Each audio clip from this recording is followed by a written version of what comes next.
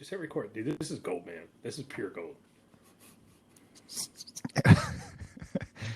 Whatever. We've got so much pure gold that both listeners listen to. I don't think, I don't need one of those coffee mugs. My Dunkin' Donuts. Roger was the audience needs some background. Roger was telling us about his cat shit coffee that the cat shitted out, civets, I think, and it's like $100 a cup. And he's drinking coffee out of a mug that probably costs about $350. No, not even close. Oh, well.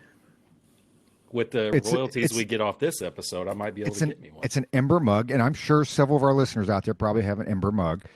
But we got the Ember mug because my wife, it takes so long to drink her coffee. And for those of you that don't already know at home, I roast my own coffee. So, we import some good shit. I roast it. And she's dumping out a cup of coffee, a day. So we got the Ember mug to, help save some of the coffee, man. Okay, so in the audience, anyone who got a stimmy check does not have an Ember mug. How about that? Not yet. If they've already, maybe they will have when they go. I bet at least one listener out there has an Ember mug. Probably at least one.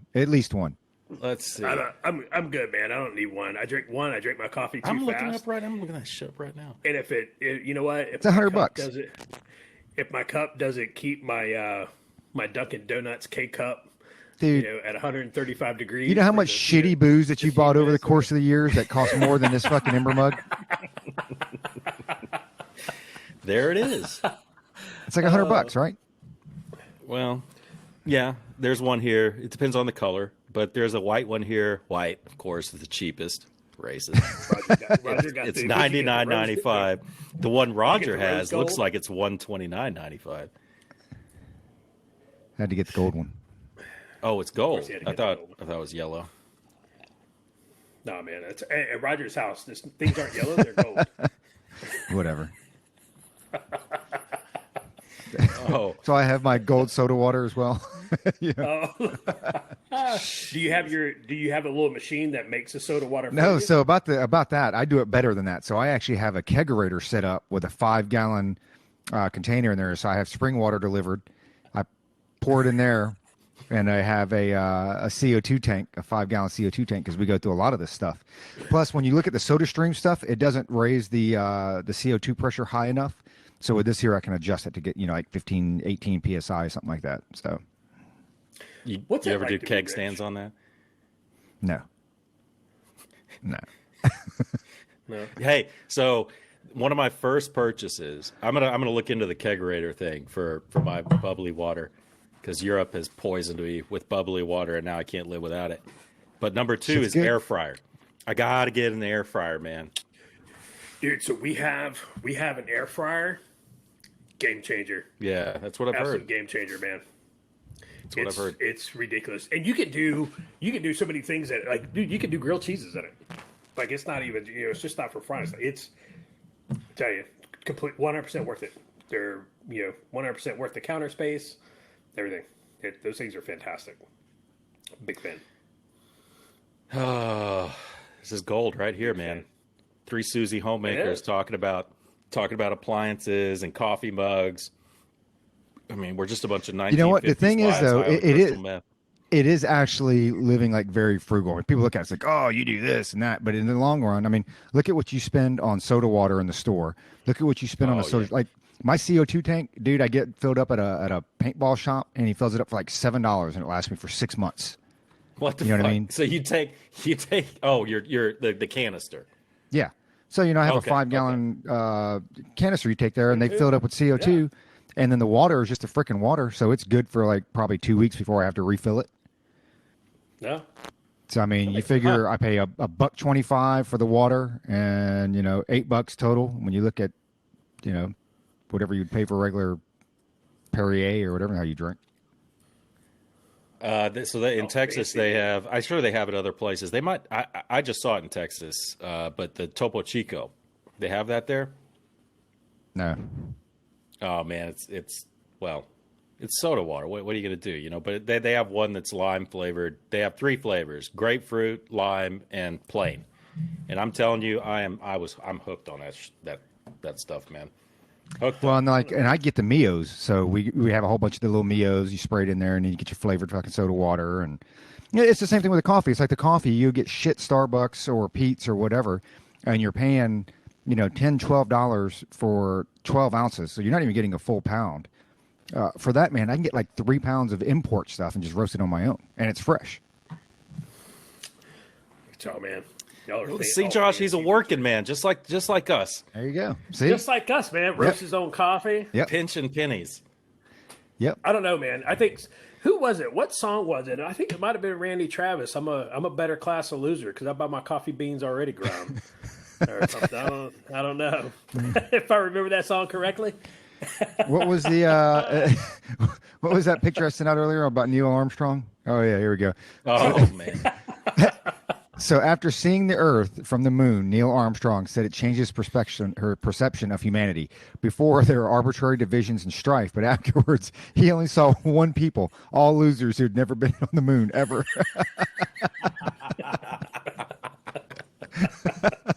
That was good, man. That was good. That's so good because that's some Roger shit right there, man. Because whatever. If Roger was up there, that's exactly. It's like, man, fucking losers. If I could do it, anybody could do it. Roger is that meme where it's the it's the young male dressed in late 18th 19th century royal garb, and he's looking down off the balcony, and up under it just says peasants. Whatever. Not even close. If I ever did go to the moon, we'll do a podcast recording. We'll get on Riverside, and I'll have like some stars and shit behind me. I'm like, hey, you guys ever been up here? You ever been up here where I'm at now, or what? Dude, that's that would be pretty legit if we could get one of us on the moon and try to do a. So I can tell you one guy who will not be on any of those spacecraft in his lifetime, and that's this guy right here. Yeah, for real. Hey, did you see SpaceX is selected to by NASA put the next astronauts on the moon by 2024? No shit. Yeah, there's a female and the first person of color, which is an Asian. Japanese guy. What? He's Japanese. Japanese boy. Or you mean a Japanese boy? Oh, Japanese boy. Oh. Hey, look, man. I don't make the rules. Oh. It's a new rule that just got established by the president that we can call people from different countries. We can call them by their country of origin and boy or girl. But that one guy who was arguing with you, saying, "Why are you being such a whatever?" As long as they're younger than you. If they're younger than you, then it's okay to call him boy. Japanese boy. Oh, okay. It's hard to keep up with the rules. He dressed you down. He was like, "Come on, he's an old man. He's allowed to call people boy." And it's like, what? I wonder what would happen if an older white gentleman called a younger black. Oh hell no! Boy. That shit would be burning like Portland. I'm pretty sure we established a long time ago, not in recent history. I'm pretty sure we established a couple decades ago, that was fairly inappropriate. Now I did notice the one chick that I'm assuming she's a chick. I'll just say chick. Her name was Sarah. On your little Facebook post there, I know she got quiet all of a sudden. Once she looked at Lori Lightfoot, called him a he, and some people came back and. Yeah, well, of course he's going to say that. Some people got reported. That was before. Everybody's that was before who he you think Lori's a he? Well, that was before Luke bullied her. Such a bully. Yeah, I need to think. I need to count to 10 and think before I go off, because I've got my canned responses let the adults talk, and that's what I got accused of bullying for, I'm sure. But what I should have said, what I should have done, I need to start playing their game. I should have said, you just misgendered somebody, and then reported her for misgendering, because that's enough to get you kicked off a platform these days. Oh yeah. If you misgender that's a good idea. So I need to slow down. See, that's my game right there. That's what I'm talking about. See, you're starting to come around full circle, man. That's how you do it. That's my shit. You got to play their game, man. That's how you beat them. Remember that. Okay, so Josh is introing this one. It's episode 55. Am I? Yeah. You That's are what now. you said earlier.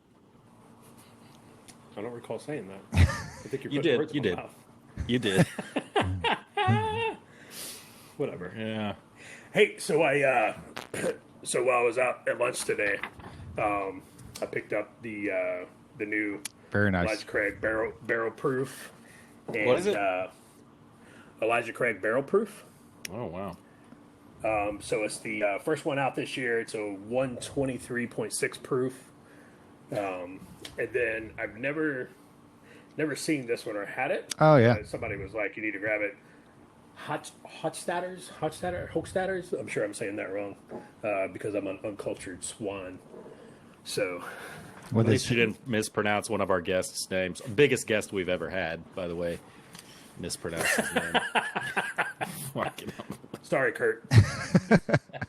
My bad. Kurt's like, who Sorry, is Kurt. fuck We know sticks? you're watching.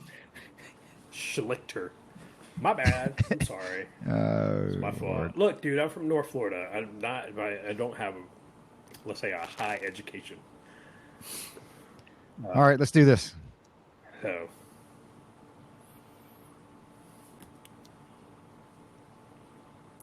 All right, everybody, welcome back to episode 55, Cinco, of Culper's Canteen Cup. So, want to give a big shout out to Carlton Zeus for the intro music. Alpha Child, go check Carlton Zeus out at Apple Music or www.carltonzeus.com. Again, we appreciate Carlton for continuing to let us abuse his music and attach his name to us. So I think it's really what keeps people coming back. I have a couple of people who hit me up and they're like, "Yeah, man, I love the intro music. I like you guys are putting out new music." And I was like, "No, there's a podcast after that." And they're like, "No, we turned it off after that." So no, we definitely appreciate that. Hey, so in this episode, we don't have really don't. I'm gonna say it. We don't have a plan.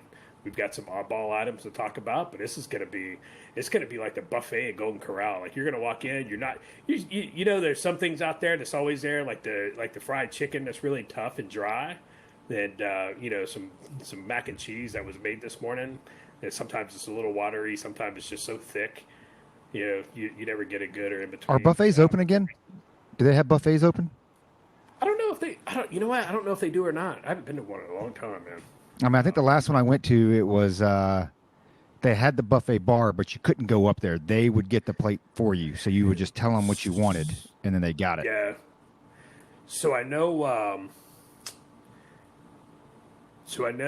Whole Foods and like Harris Teeter and stuff. You know how they have like the breakfast bar and the salad bar stuff. Right. Like those are still closed. They don't have those now, and I doubt we'll see those again this year. I truly don't think we'll see those again this year, especially from Whole Foods, because they're a little granola anyway.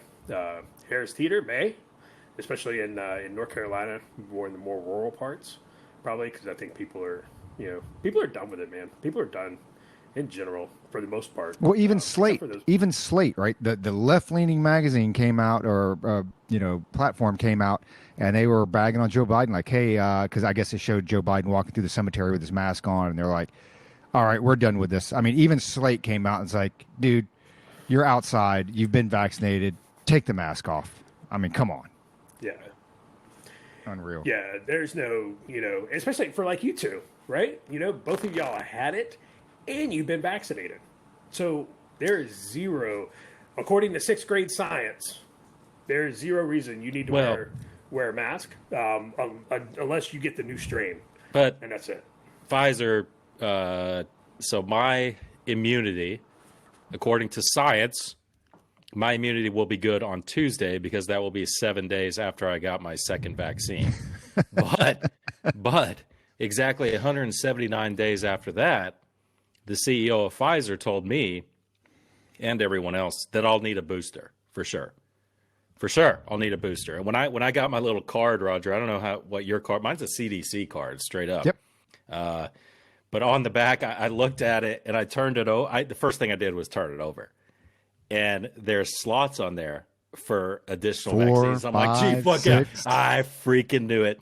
I was like, this is whatever. I don't want to get into the science of it and all this stuff, but it's the new additional flu shot is what it is. It's the new additional flu shot.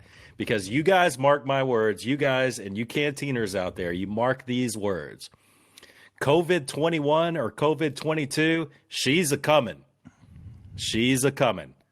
And you're going to have to get your booster for those two new strains.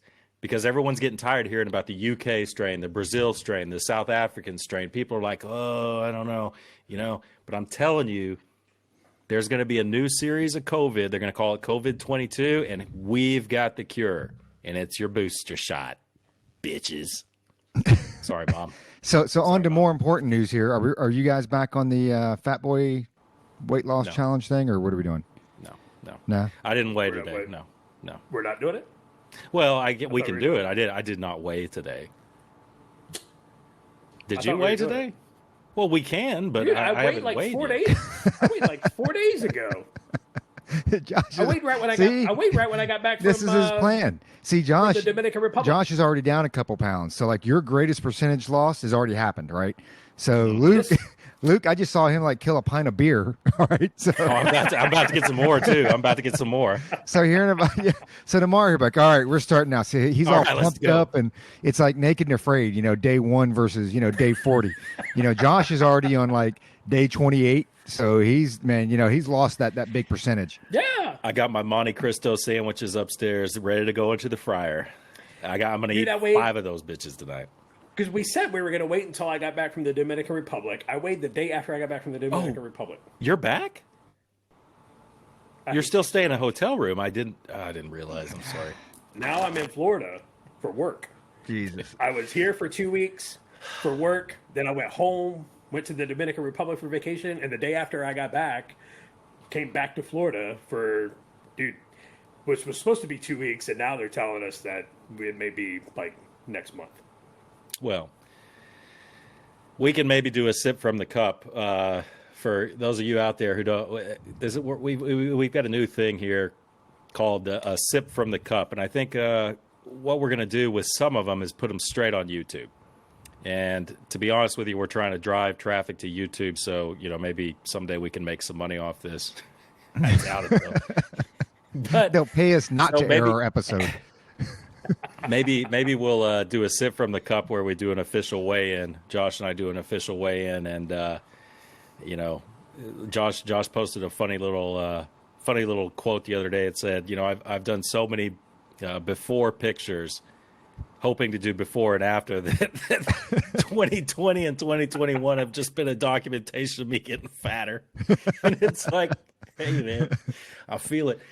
Yeah, it's I guess I'm ready to go, man. I don't know. It's transitional time, but I got a few months. How long are we looking at going at? 90 days? Because I don't know now.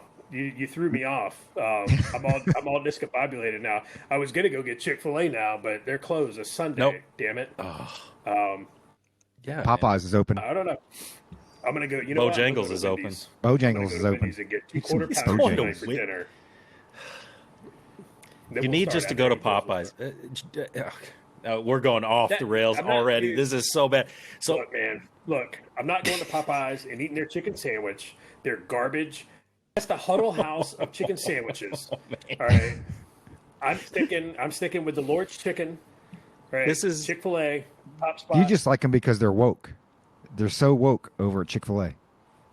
Whatever, dude. This is how I know this episode's already off the rails, man, because I'm not even bothering to mute my stuff. I'm not even bothering. It's just like, yeah, whatever, man. You can hear my dog. Yeah, hey, if you hear the sound of clacking in the background, Sweetie, it's my wife. She's back in the States working right now. Sweetie, that is not the sound of still down the hall. That's the sound of our dog Hazel chewing her damn nails. So the guy said it's okay if Hazel chews her nails during the podcast, but whatever. So I got to tell you guys, this week has been like, there's been a lot of frustration for me this week in the news, current events. I find out, and I want to touch on this later, that I did get some good news, though, is that Patrisse Cullors, turns out, one of the co-founders of Black Lives Matter, an avowed Marxist. It turns out she's actually a capitalist, which I thought that was actually good news. But some other, frustrating stuff. And I just got so fed up. I got so fed up that I put on my Walkman. I put some Kenny Loggins on the Walkman, walked over to Steel Mill, an old steel mill. And, man, I just went crazy, man. I just danced through that steel mill. I hit play, some Kenny Loggins. I danced through that steel mill, punch in the air. And I did some flips and stuff. Man, I got it out of my system, man, just like Kevin Bacon. Bro, it's been, I don't know. Let's start with the Russia thing, Josh. You want to start with the Russia thing? You remember? You had me until you said you did flips, man. You ain't doing no damn flips. We call those rolls. Had you going, though. I had you going. Until you're like, I did flips. You're like, no, you didn't. No, you didn't. You just rolled sideways on the ground. It's all good.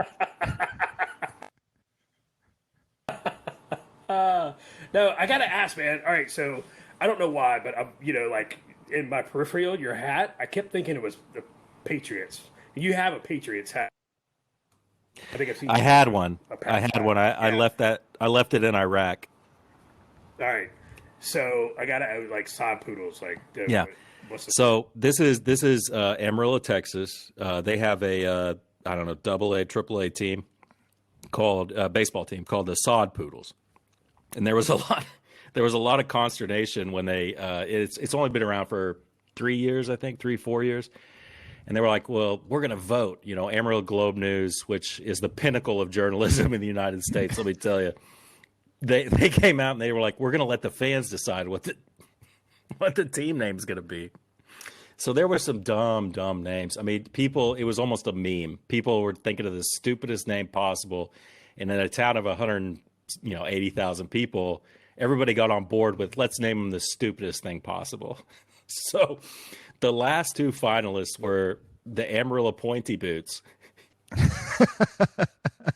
And Pointy Boots, in case the audience doesn't know, Pointy Boots are something that is big in the Tex-Mex Hispanic community. When cow or vaqueros or whatever you want to call them get dressed up and they go to the bar and stuff, they'll wear pointy boots, and these boots are like, they have these ridiculous elongated points, and sometimes they'll bend up and there'll be a rattlesnake head at the end of them and stuff. So it was like a joke. And the other one was the Amarillo Sod Poodles, and I was like, ugh. And at first I was like, that is so stupid. But then I was like, you know what? It's not a bad name, because a sod poodle is a West Texas name for a prairie dog. And prairie dogs are everywhere in the Texas Panhandle. Prairie dog towns, as far as the eye can see, I think they're like wild hogs. You can shoot them year round because they get overpopulated. They ruin the terrain. They're just horrible. And you just go out on a weekend, you'll pop, 4 or 5 dozen of these prairie dogs or sod poodles. So they voted on sod poodles, so it's the Amarillo Sod Poodles. But you can see the sod poodle. I'm getting close to the screen. The sod poodle does have pointy boots. I love it. I love it. I was, so Dave, who was, our guest episodes ago, he goes up into the Panhandle. I guess, what's the big park up there? Something grasslands up there. Yeah, that's way up north. Yeah, like it's up on the border with Oklahoma. He goes up there and spends a week just shooting prairie dogs. I guess they do cause a lot of problems, ranchers and stuff. And you get cattle and horses step in the holes and break legs, and then we know what follows after that. Now, what follows? Seem to be everywhere. What follows after that? Tell the audience. You got to put them down. You got to shoot them in the head.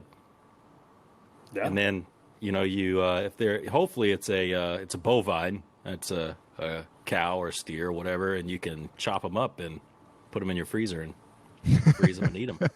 Or if you're IKEA, you can use the horses for your meatballs. I heard. Did McDonald's do that a couple decades ago? I heard someone call a Swedish meatball. I heard this today, actually. Somebody referred to a Swedish meatball as a bunless slider.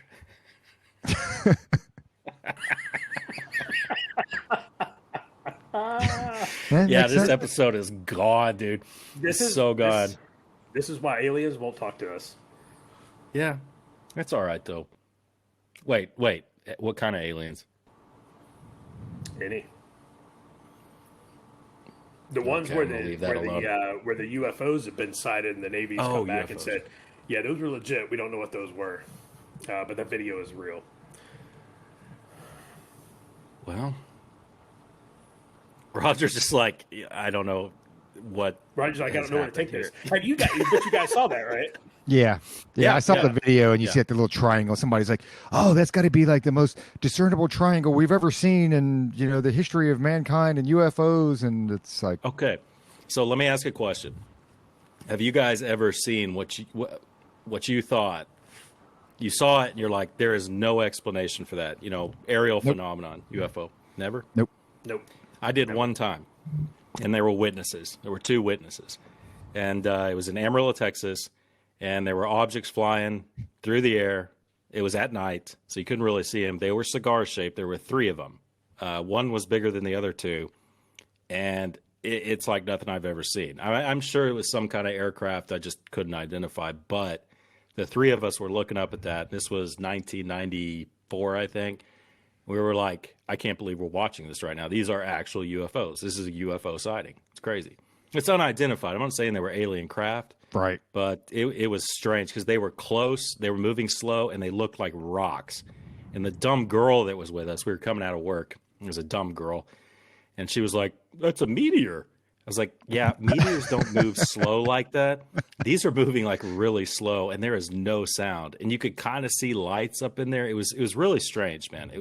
That's the only time, man. The only time I've ever seen anything like that. But I'm sure there's a rational explanation, but it was strange. And I think now, I think I chalk so much of it up to just testing that goes on with, our previous lives. And I don't want to get too far down that road, but, obviously the government, the military, corporations, they do a lot of testings on, aircraft and satellites and all that type of stuff. And everything from flight to camouflage and whatever. So I think a lot of times you see stuff like that. And maybe I shouldn't. I just kind of write it off. I'm like, it's just, especially if you live out here in like, either Phoenix or you're down in Tucson where you've got Raytheon and, the Titans and all that other stuff. It's like, I think I just write it off. But, maybe. You guys at Huachuca. So Josh, I bet you were there when this happened. You probably don't remember because you can't run for shit.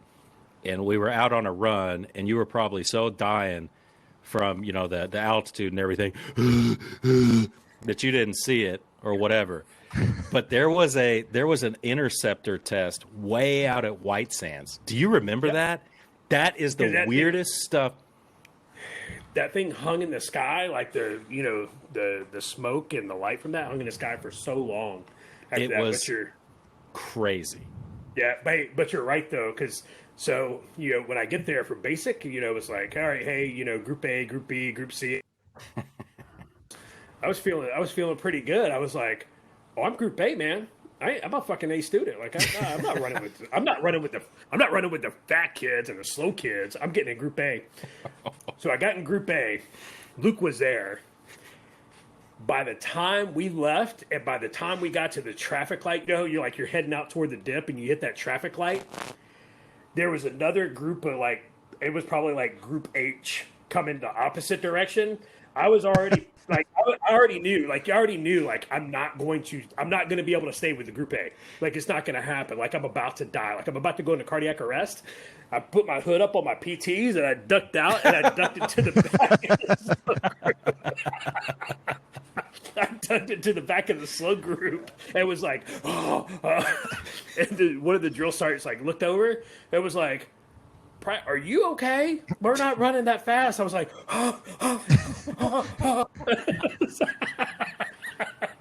never again did I jump in the Group A group. I was like, dude, those dudes are gonna kill me. It was Borland or somebody running. I was like, dude, I can't. Yeah, that Group A.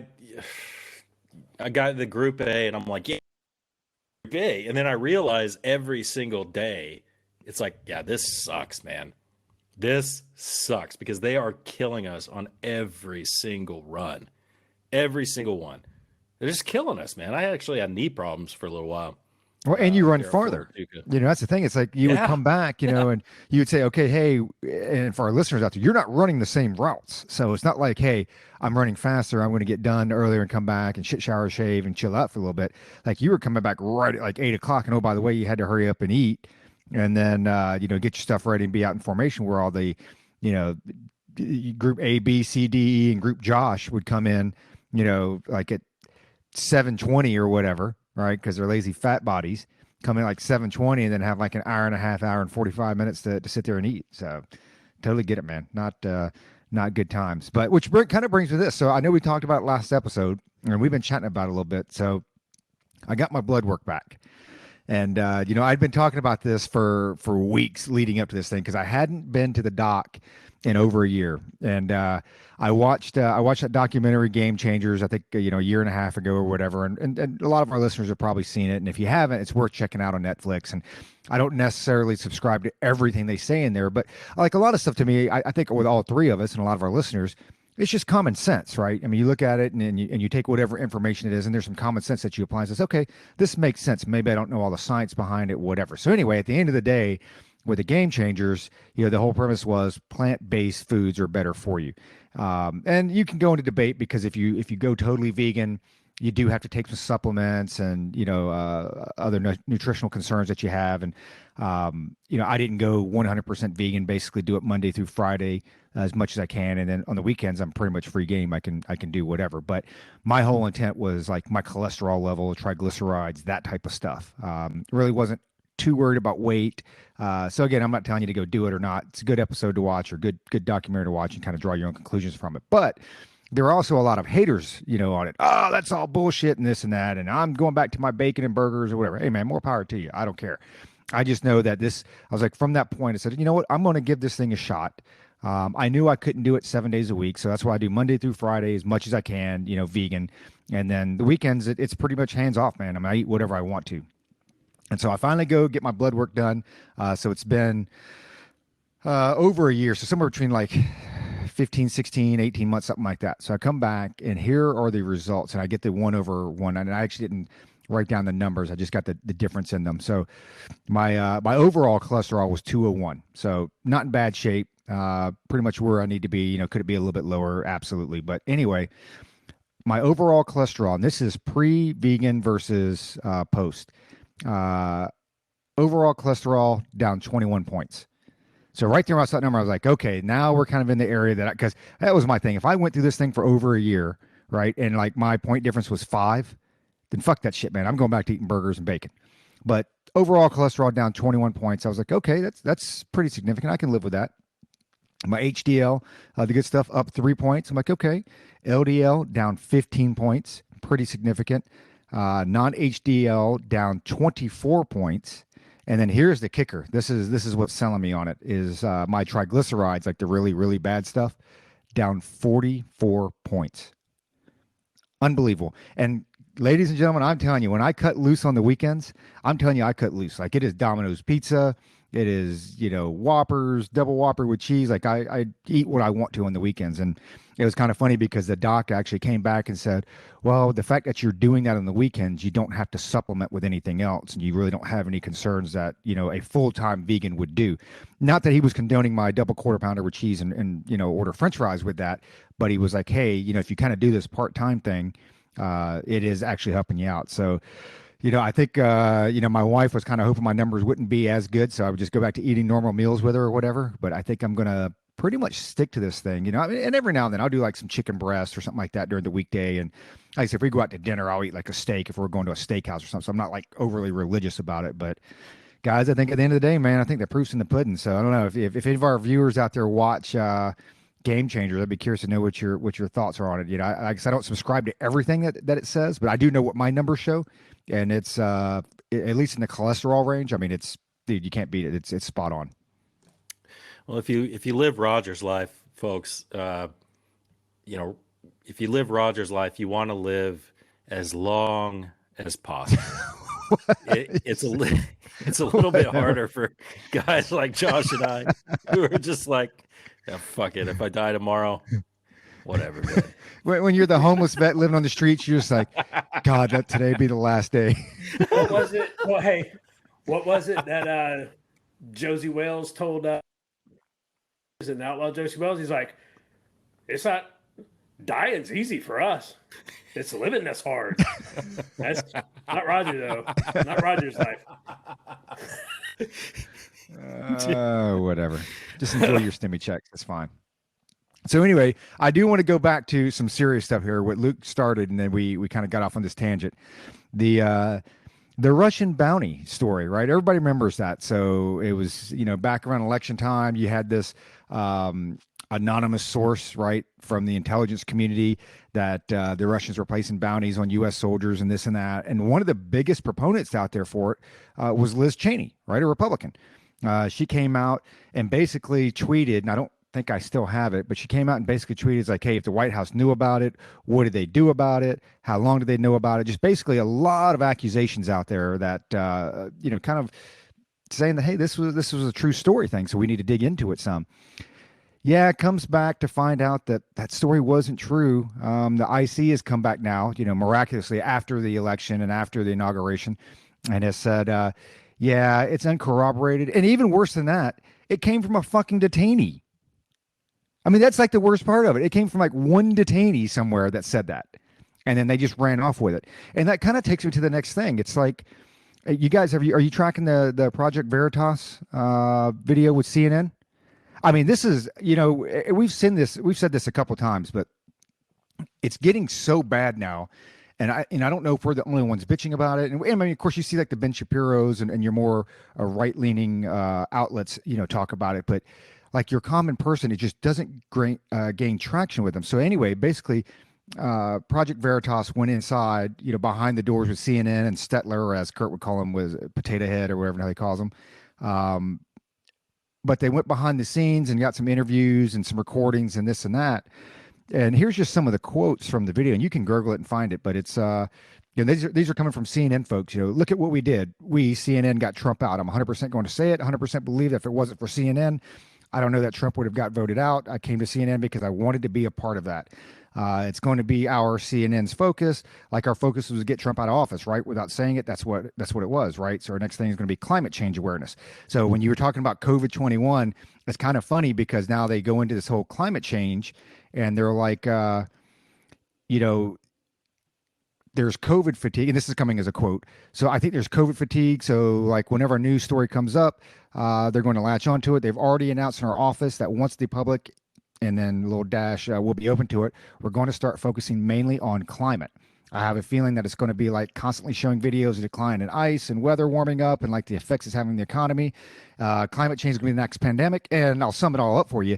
They like it because there's an end to COVID, right? When anytime you talk about like that pandemic, there is a beginning and there's an end. It's finite. But climate change, I mean, you can keep that shit going for decades. And so, as I read that, and then kind of jumping around a little bit, going back to my mother-in-law this morning, talking about, oh, did you see there was another shooting in Texas? So that leads me to believe it's like they are trying to shape, and this is the problem, it's the media is trying to shape the narrative for the current administration, in support of the current administration. And that's a problem, as opposed to just reporting it. Now, shootings are what they are. You come out with the facts, this is what they are, it is what it is, and you draw your own conclusions from it. But like we know Biden came out with all these executive orders, regarding the 2A and gun control and yada, yada, yada. Not a whole lot of support, but there is some support out there for it. So what do? The White House, in coordination with the media outlets, are going to start running shootings every day. Because that's what you do. You just inundate the airways with this stuff. And then after about, 4, 5, 6 months, you'll have your common person, just your, not your news junkie, not your political junkie, but just your common person. Like, wow, there's a lot of shootings going on here. We have to, we have to do something about this. Right. And that's the problem that I have with the media is, and we've talked about this before. It's just the whole, we're not talking about editorials. We're talking about actual, supposed to be news, right? Air quotes, supposed to be news, facts. But they are using it to push a narrative that they believe, because that's what it comes down to. They know how you should live. They know what rights you should have. They know what rights you shouldn't have. They know what you should be able to do, what you shouldn't be able to do. So they are going to take their opinion on how you should live your life and put whatever story they have to push that narrative. Just like the CBS story where they're talking about the one kid, who's the 13-year-old that was shot up in Chicago. I forget his name off the top of my head, but it was part of the post that Luke had today, that going back and forth with that lady Sarah. And I think I posted a link to it, but they show that CNN's or CBS's tweet, the video, they cropped out the gun. Like, dude, you can't make that stuff up. Yeah, Adam Toledo. They cropped out the gun. So like when you watch the cop's body cam and you see and dude, I mean, it was wicked fast. I mean, I think any of us that watch that, I mean, I'm just like, I don't know how you make that determination that fast, because it was wicked fast. And, they kind of, it's like baseball, right? They show it in slow motion. It's like, hey, if you're having to do all this to dissect it, you just kind of go with the umpire's rule at that point. And they're doing that with this kid. And you see the flash of the gun as he's putting his hand up, and then, kind of slightly turns and he gets shot, whatever. Yeah, CBS cropped all of that out. You never see the gun in the video. So I don't know if they've gone back and corrected that, or if they've issued a statement. I think the last thing that I read this morning about it is they went to CBS, was like, hey, video cropping issue, because I know sometimes you get on Twitter or Instagram, you got to crop down your stuff. It's probably why we have such, shoddy material on our social media. But, sometimes that stuff happens just because of the platform. But, going off of like the Russian bounty thing, going off this whole Project Veritas, I mean, Luke, clearly the media has an agenda, right? I mean, that's they're going to push whatever narrative that they want to support. That's a good point about it sure seems like the Biden platform is definitely being pushed. It sure seems that way. And, the climate change thing, of course, hurricane season's kind of around the corner, and, any kind of tornadoes, all this stuff that can easily, summer, of course, it gets hot every summer. So you're going to have record-breaking heat in New York City. It seems like every year is record-breaking somewhere, which it is. Every single year in the United States, somewhere is breaking a record for heat. But over the winter, they're also breaking records for cold. So, yeah, I thought that Project Veritas, I think James O'Keefe is out there doing the Lord's work. I really do. And it's funny. I don't know if you guys saw how they contacted that CNN producer, how they got him on the hook. It was through Tinder. James O'Keefe and Project Veritas is out there doing like some serious tradecraft, man, because that was a honeypot. That was a honeypot operation, and they played it to perfection. And James, if you need any help with tradecraft, you got Culper's Canteen Cup over here. You could reach out to us. We'll probably volunteer our time for that. But yeah, I thought that was and he's banned, right? Isn't Project Veritas he's banned from Twitter? Yeah, he's banned from Twitter right now, and he's actually suing Twitter.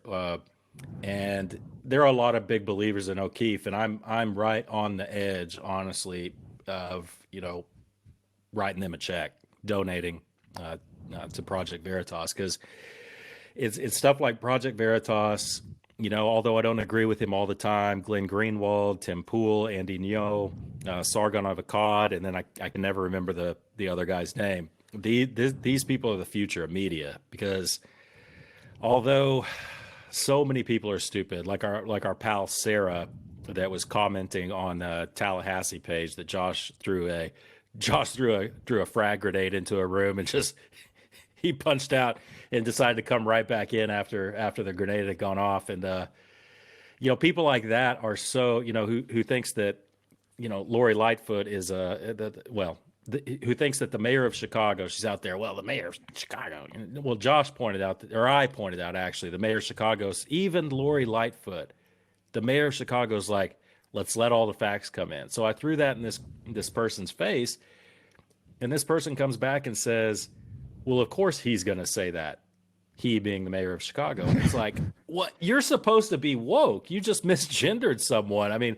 Lori Lightfoot is a black female. Last time I checked, we even went to her Twitter page to make sure that she didn't have, the pronouns. I don't know. Maybe Lori Lightfoot refers to Lori Lightfoot as a he. That's not the case.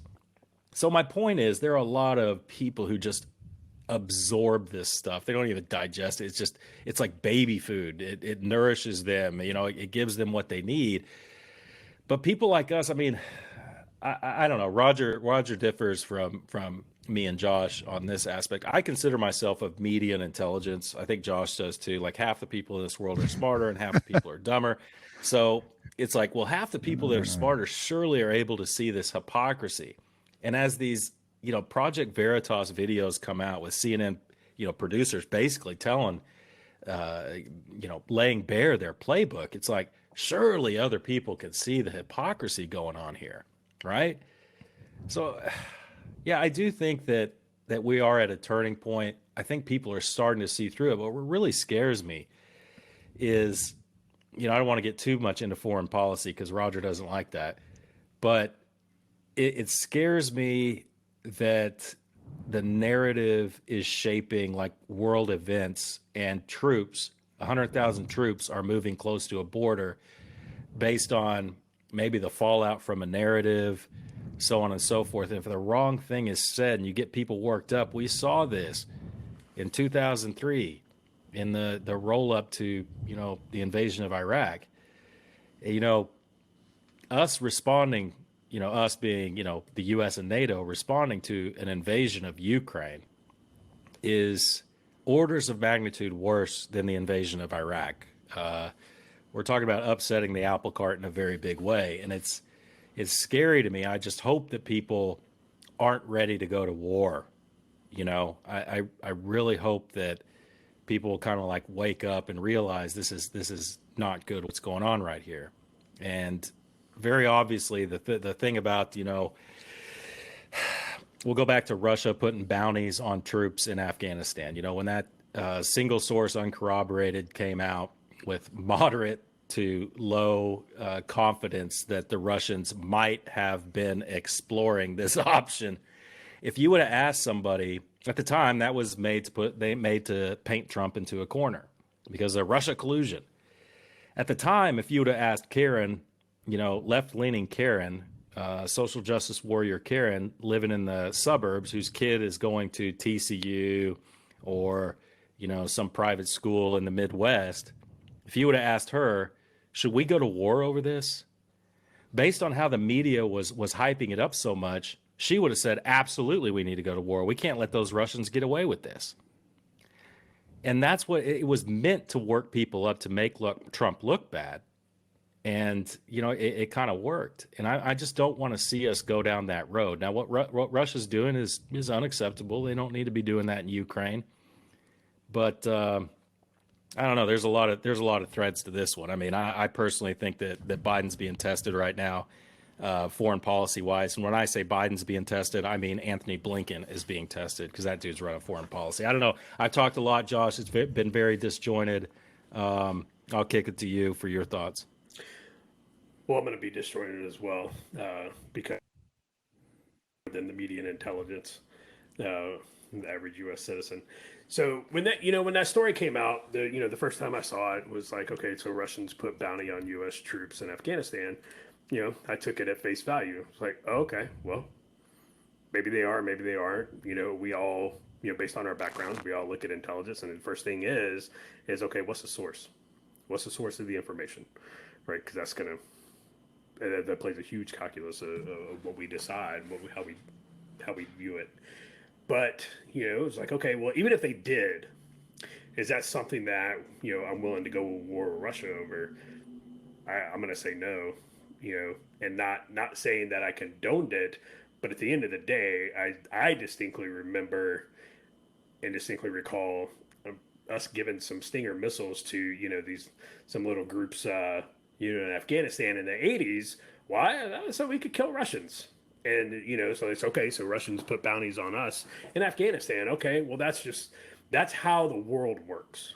And again, I don't condone it, but at the same time, like, it wasn't like this crazy revelation to me. It's like, oh my God, we need to go invade Russia right now and kick their ass. We should have let Patton do that back in the 40s when he wanted to. But anyway, so all right, so I'm digressing. So again, but now that it's come out, when I saw it, when I saw it come out, it was like, well, it was a source, single source, uncorroborated, low to medium confidence, and the guy was a detainee. It was surprising, but it wasn't surprising because when you go back and you take a look at everything they lied about Russian collusion in the 2016 election. They lied about what he said about the events, that happened at Charlottesville. They lied about his phone call, with Ukraine.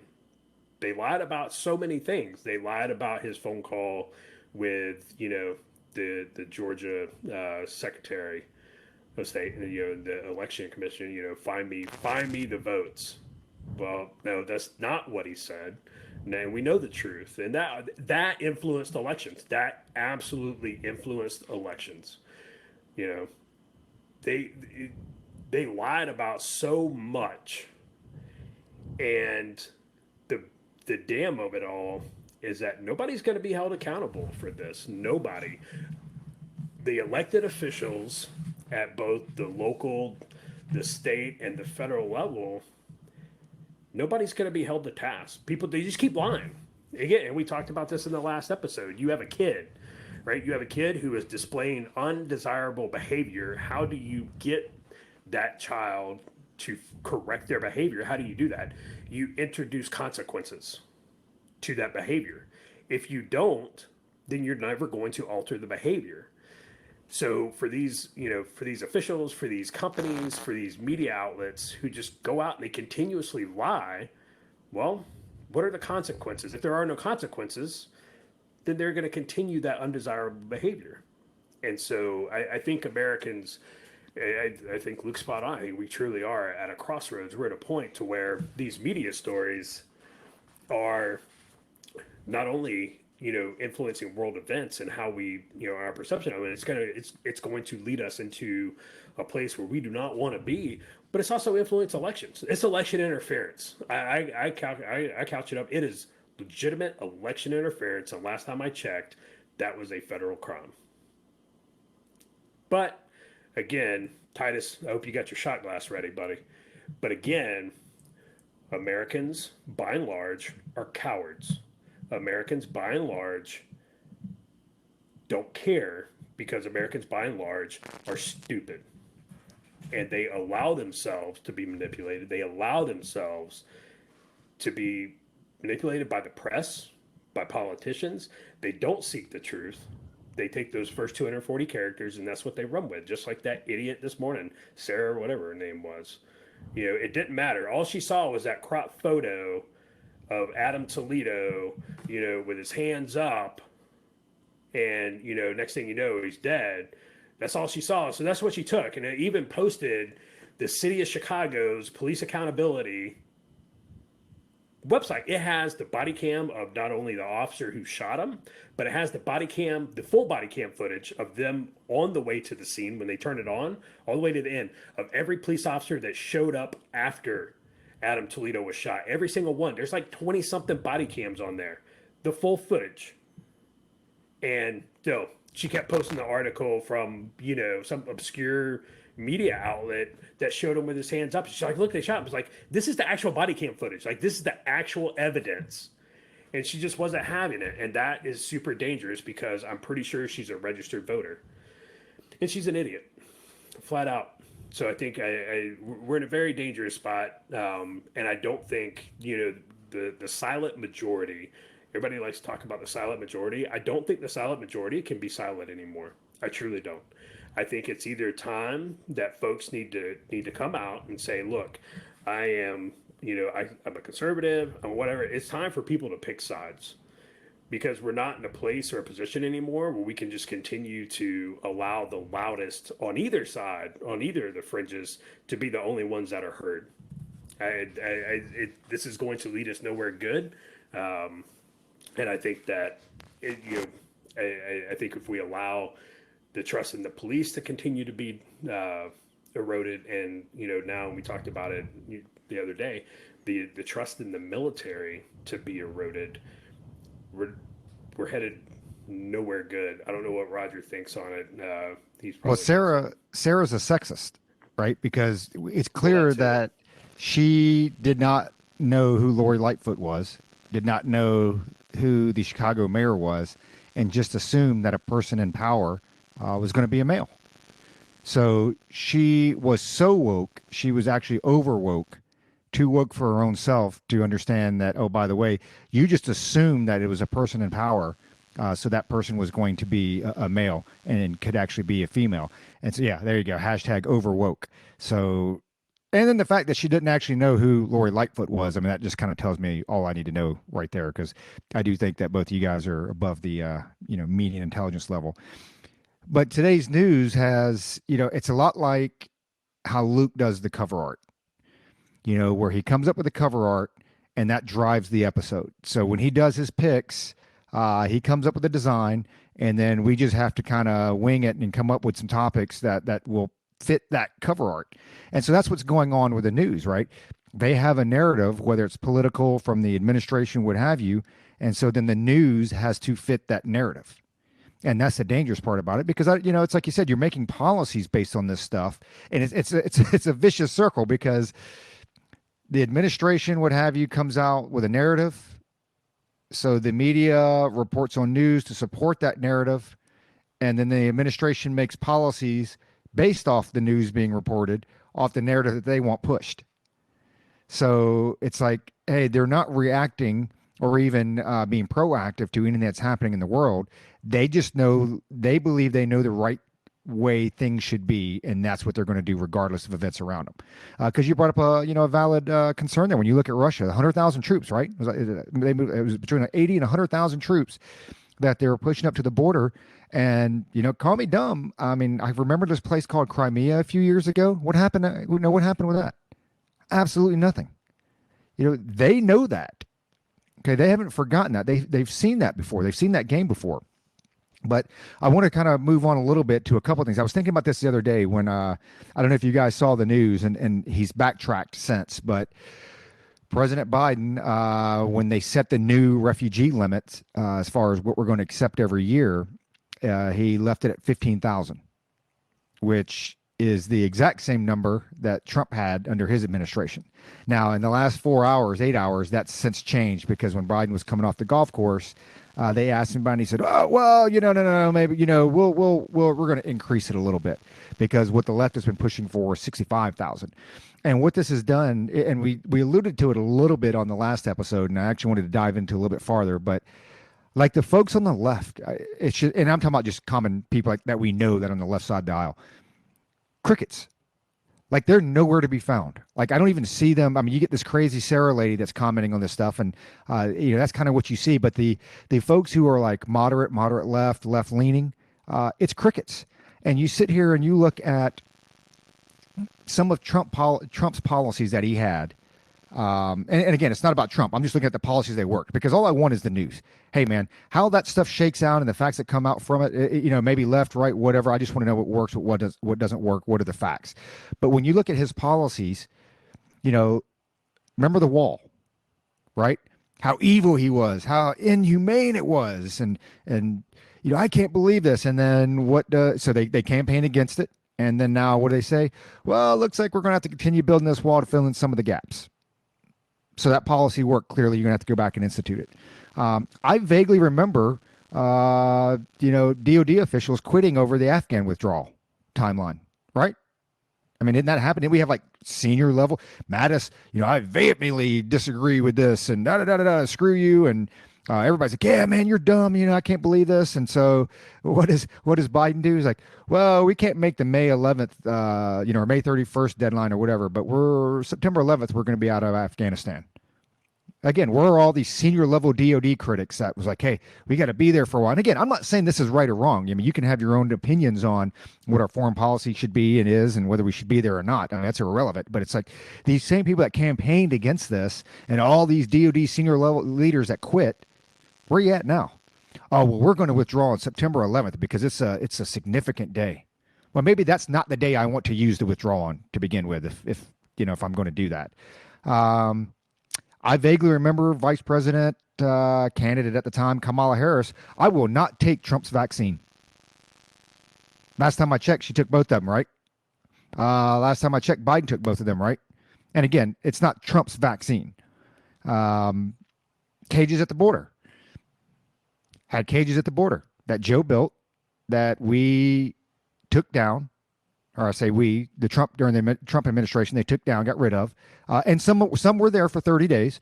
They removed them. And then what do we have right back at the border?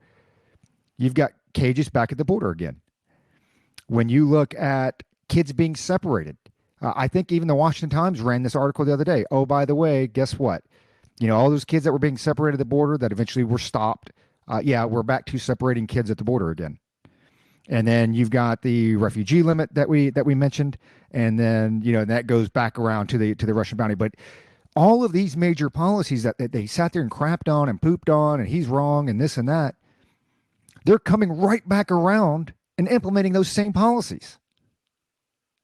But everybody on the left has nothing to say. It's like, everything's all fine today. So I don't know. I mean, are they the common person, Luke? Is the common person ignorant to all of that going on, or they just not want to see it, or do they see it, just don't agree with it, but they remain silent? I'm glad you asked me that, Roger. I think it was a guy, is a famous guy. He was big in media. This guy was huge in media. And he said, if you tell a lie big enough and keep repeating it, people eventually come to believe it. Gosh, if I can remember his name. Oh, that's right. His name was Joseph Goebbels. I think a lot of that is what's going on right now. The one that comes to mind all the time, and I'm like, wait, what? Back up, say that again, is when Trump is a racist. It's like Trump's a racist. That's just all there is to it. That is accepted by 50% of the American public, is that Trump is racist. Okay, why is that? I mean, tell me why. I mean, you can say the immigration thing, his non-desirable people, whatever he said, are coming across the border. Okay, I'll give you that. But he's a racist. The guy hates black, brown people. I don't get it. I mean, I think the lies are being repeated so often, and we'll call them narratives for those who aren't comfortable with lies, with the term lies. We'll call them narratives. The narratives being repeated so often that people are just believing it. It's not that people are stupid. They are. Goebbels knew it. The media here knows it now. I mean, people are dumb. They're just they'll believe anything they're told. The Afghanistan thing, that's actually a delay. Like you said, Roger, it was supposed to be May. Now it's September 11th, 2021. And the Taliban let you behind the curtain a little bit on this a little bit. If you delve into the news and actually look at what the press releases that the Taliban are giving out, they're actually really pissed about this. According to them, it violates the Doha Accords that were signed, a year ago? And they're like, there will be consequences for this. And, maybe that's, I don't know, Anthony Blinken. It's not Joe Biden's policy, man. It's not. It's Secretary of State Anthony Blinken is running the show.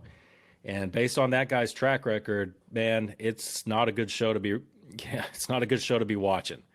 That guy has made a lot of bad steps in the Obama administration. I think we covered in an earlier episode. He actually convinced Obama and Biden of the worst mistake they made foreign policy-wise. And in fact, Obama said it was the worst mistake he made as president was toppling Gaddafi. And Blinken convinced him of that. So it may be part of Blinken's calculus of, well, if we can say it's, we're delaying it and we piss the Taliban off bad enough and they start attacking, this and that, whatnot, we'll have no choice but to stay. Because the situation in Afghanistan will be, too out of hand, and we'll have no choice but to stay. But what he's not figuring in that is that NATO, all these countries in NATO who actually contribute the lion's share of troops now, and man, hats off to them, I guess. I think they got 7,200 troops in Afghanistan. We've got what, 2,500, 35? I don't know, but Right. they have more. NATO has combined countries in NATO have more troops than the U.S. And they have already been like, yep, we're out too. Boom, we're out, done. You're not going to be able to convince these NATO countries to stay after we've said, yeah, we're pulling out on 9/11. Oop, we're going to take it back.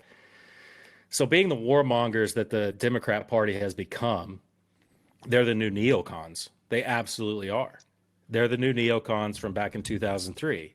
I don't see us pulling out on 9/11. I hope we do.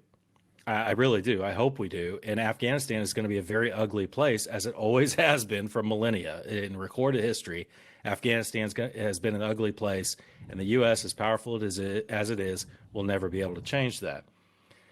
Now, I had an interesting conversation yesterday with a friend of mine. I'm not going to mention his name again because we mentioned his name way too much on this podcast as it is. But what we were talking about was I was pointing out how frustrated I am at the hypocrisy. It's like when I was younger, I had, younger being, 10, 15, even, up to 20 years ago, I had some, I thought I was fairly steadfast in a lot of my beliefs. But as time went on, I realized, I realized some of these things that I believe are a little bit hypocritical.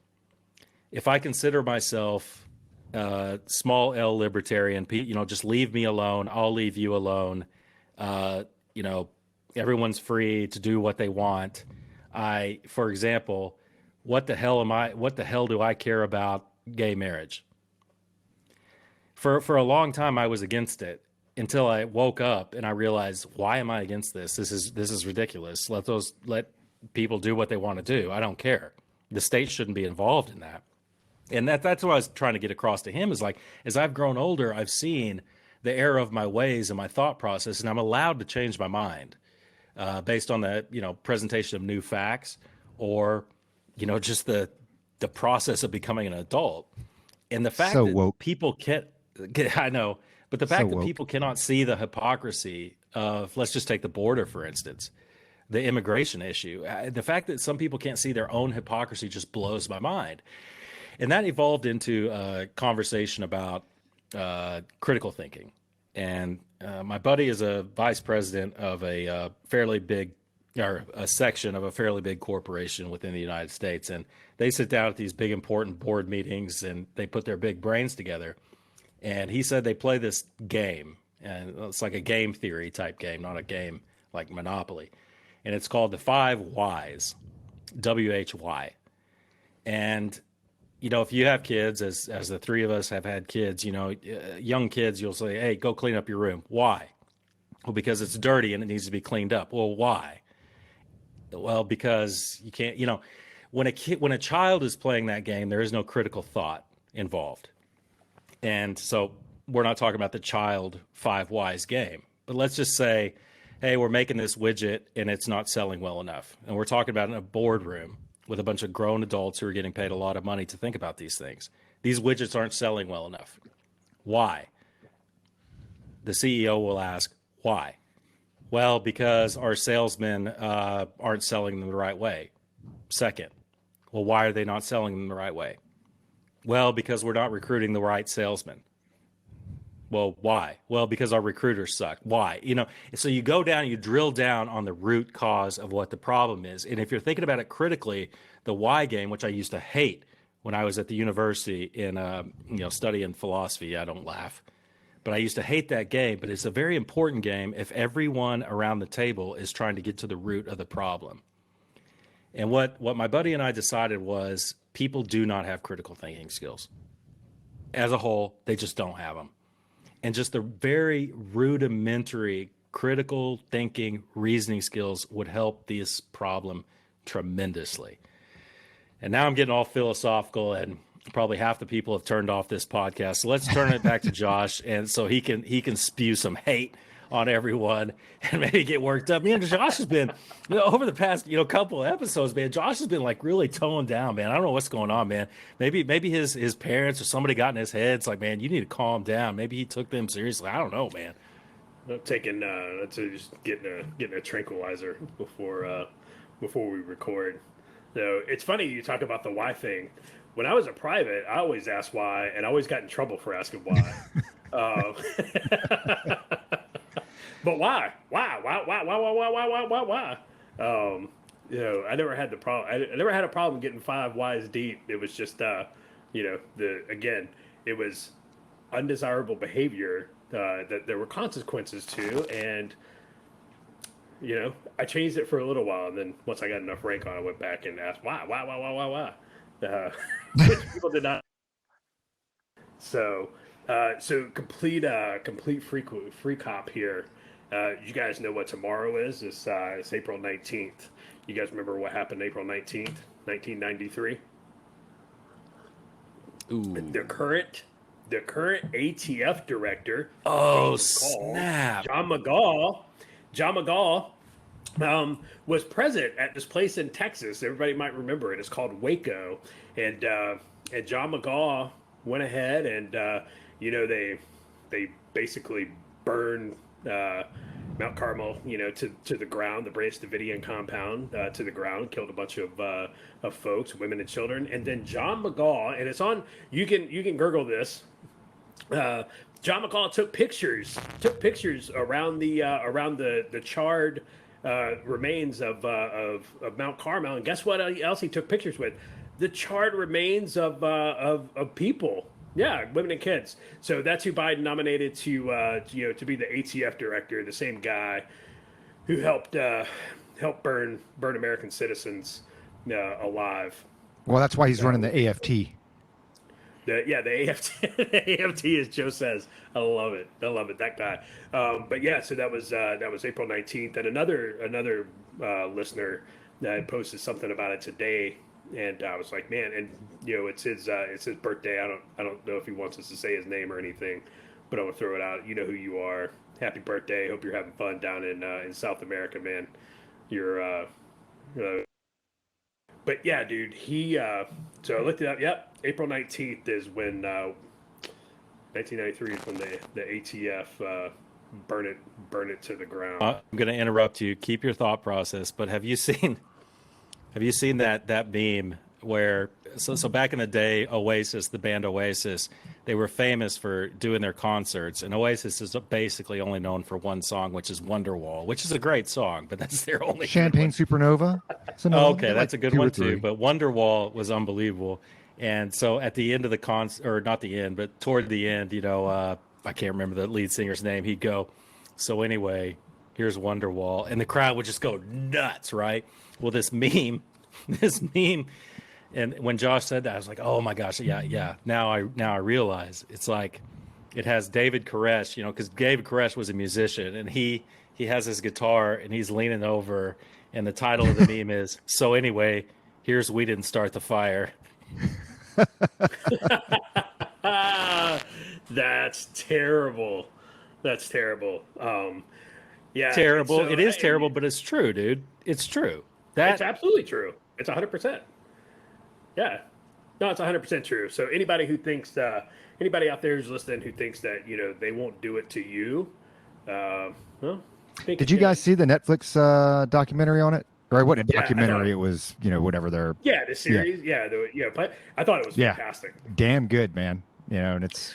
I forget the name of the actor they got to play David. Oh, dude, he was really legit. good. Shit. Yeah. Oh, I can't remember his name either. Yeah, I can't remember his name, man. He was really good. But so the ATF guy who went in, who went into their group, he was also in Narcos season 1 on Netflix. I can't remember his name, man, but he was really good in Narcos too. He's a good actor. That was a fantastic series. I really liked it. Taylor Kitsch was his name.